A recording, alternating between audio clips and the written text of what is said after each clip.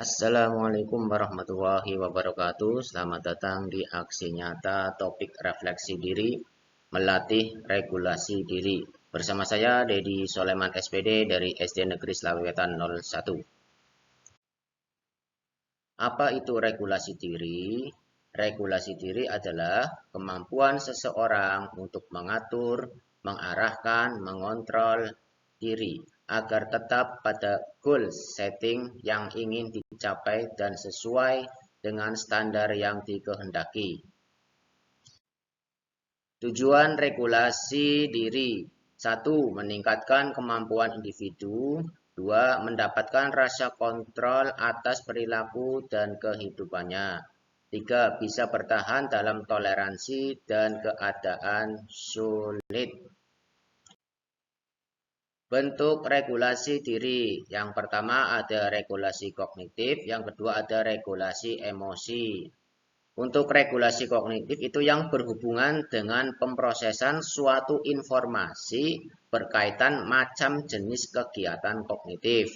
Sedangkan untuk regulasi emosi, proses pengendalian emosi secara sadar atau tidak sadar. Bertujuan ekspresi emosi ditunjukkan sesuai dengan lingkungan sekitar. Fase regulasi diri. Yang pertama ada fase awal, yang kedua fase aksi, yang ketiga fase refleksi. Jadi ada 3 fase regulasi diri. Yang pertama fase awal, fase aksi, fase refleksi. Ini 3 fase regulasi diri. Fase pemikiran awal.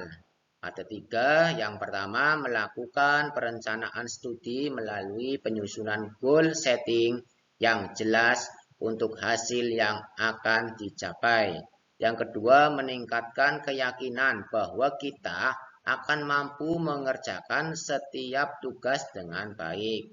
Yang ketiga, menyusun rencana pembelajaran yang lebih baik. Yang kedua yaitu fase aksi. Fase aksi. Yang pertama ada 4 ya. Yang pertama mengatur waktu dengan baik. Yang kedua fokus pada capaian yang diinginkan. Yang keempat cara penyelesaian tugas yang tepat. Yang keempat monitoring sejauh mana daya dan upaya yang telah dilakukan terhadap tujuan yang hendak dicapai. Yang ketiga, fase refleksi. Hal-hal positif apa saja dari usaha yang dilakukan? Yang pertama. Yang kedua, hambatan-hambatan apa saja yang dihadapi selama proses pembelajaran sehingga dapat mengatasinya pada proses pembelajaran berikutnya. Kesimpulannya yaitu yang pertama, regulasi diri itu membutuhkan tujuan dan motivasi. Jika regulasi peserta didik baik, maka pengembangan dirinya akan baik juga. Yang ketiga, kesadaran peserta didik bahwa regulasi diri berhubungan dengan proses belajar.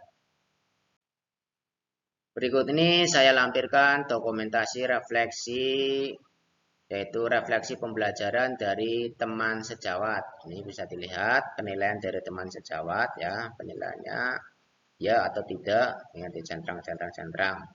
Dan di sini nanti dikasih catatan dari teman sejawat. Ini contohnya seperti ini ya, Bapak Ibu.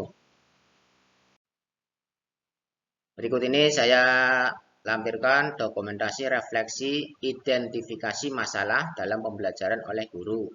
Nah, ini refleksi diri, catatan masalah dalam mengajar. Ini bisa dilihat Bapak Ibu ada kolomnya nomor, hari dan tanggal, masalah yang dihadapi, penyebabnya apa, dan alternatif solusinya bagaimana.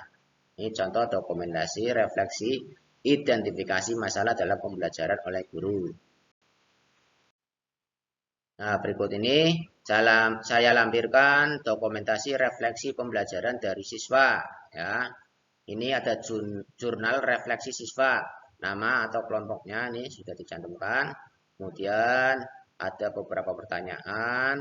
Ya, hal apa yang anak-anak kuasai, hal apa yang belum anak kuasai, hal apa yang masih membingungkan. Kemudian anak disuruh memilih emoticon, ya, sangat puas, puas, cukup puas, tidak puas. Ini anak-anak menjawabnya sangat puas.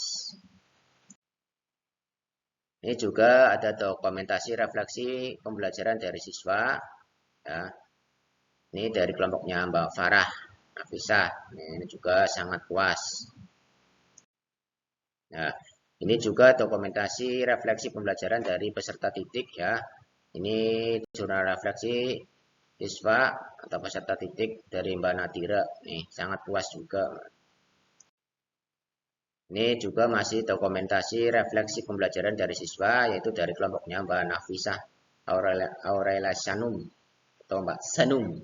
Nih, Mbak Sanum juga dan kelompoknya memberikan emoticon sangat puas.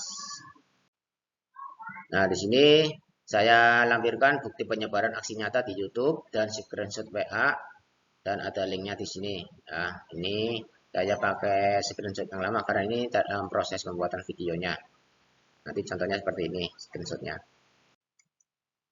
Untuk refleksi setelah mempelajari modul ini dan membuat aksi nyata yang saya buat dalam bentuk video YouTube, saya mendapatkan pengalaman baru yang sangat bermakna, yaitu melakukan refleksi diri ternyata banyak sekali manfaatnya. Sehingga kita mampu untuk mengatur, mengarahkan, mengontrol diri agar tetap pada goal setting yang ingin dicapai dan sesuai dengan standar yang dikehendaki. Jadi pembelajaran bisa berpusat pada peserta didik sesuai dengan kemampuan atau kekurangan yang ada dan minat belajar peserta didik saat itu. Nah, langkah berikutnya adalah melaksanakan refleksi diri secara rutin sehingga kita tahu kekurangan dalam pembelajaran yang telah kita laksanakan untuk perbaikan pembelajaran berikutnya. Terima kasih, semoga bisa dipahami dan bermanfaat untuk kemajuan pendidikan di Indonesia dan juga bisa menginspirasi buat guru seluruh Indonesia, ya. Salam dan bahagia guru hebat Indonesia. Semangat semuanya. Salam sehat. Saya akhiri. Assalamualaikum warahmatullahi wabarakatuh.